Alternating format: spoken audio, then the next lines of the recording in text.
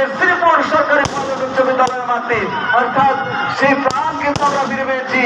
সেই খেলার প্রাণ আমরা দীর্ঘদিন পর মাঠে কিন্তু গড়িয়েছে। অতিথিবৃন্দদের স্বাগত জানাই, আপনাদের উপস্থিতি আমাদেরকে সার্থক করেছে। আজকের এই উদ্বোধনী ফাইনাল ম্যাচের উদ্বোধনী অনুষ্ঠান আপনারা সার্থক মণ্ডিত করেছেন। আপনাদের আন্তরিকভাবে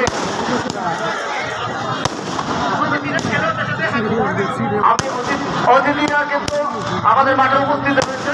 আমি খেলোয়াড়দের অনুরোধ জানাবো, আপনারা সারিবদ্ধভাবে অতিথিবৃন্দের সাথে এসে দাঁড়ান এবং আমাদের অতিথিবৃন্দদের সাথে আপনাদের পরিচয় পর্ব চলবে।